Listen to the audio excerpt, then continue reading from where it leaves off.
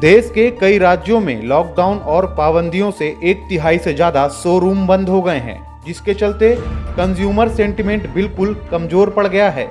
मई 2020 के बाद consumer sentiment में सबसे ज्यादा गिरावट देखी जा रही है।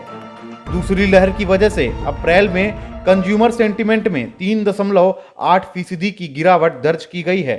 बीते सप्ताह 5.4% की गिरावट दर्ज।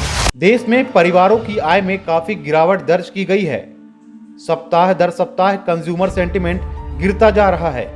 2 मई को खत्म हुए सप्ताह में कंज्यूमर सेंटिमेंट इंडेक्स 5.4% गिर गया। यह नवंबर 2020 के बाद का सबसे निचला स्तर था। 18 अप्रैल को खत्म हुए सप्ताह में कंज्यूमर सेंटिमेंट इंडेक्स में 4.3% की गिरावट दर्ज की गई थी। परिवारों की आय में तेजी से गिरावट दर्ज। PMIE के साप्ताहिक आंकड़ों के मुताबिक मौजूदा आर्थिक हालात में इंडेक्स 2.5% की गिरावट दर्ज की गई है। वहीं कंज्यूमर एक्सपेक्टेशन इंडेक्स में 4.5% गिरावट आई है। इन आंकड़ों से पता चलता है कि देश में परिवारों की आय में तेजी से गिरावट आ रही है। FMCG, इलेक्ट्रॉनिक्स और दूसरे जरूरी सामान की बिक्री में कमी।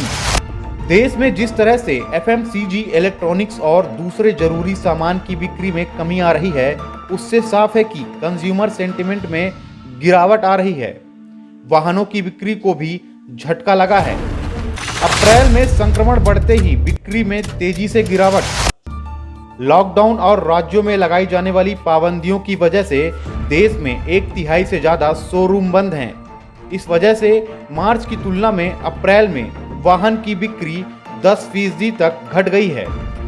मार्च में आर्थिक गतिविधियों के जोर पकड़ते ही ज्यादातर कंपनियों ने बिक्री में दहाई अंक की ग्रोथ दर्ज की थी, लेकिन अप्रैल में कोरोना संक्रमण के केस बढ़ते ही बिक्री में काफी गिरावट दर्ज की गई है।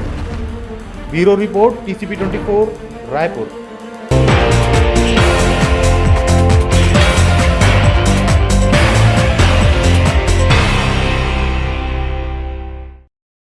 TCP 24, #1 growing news network.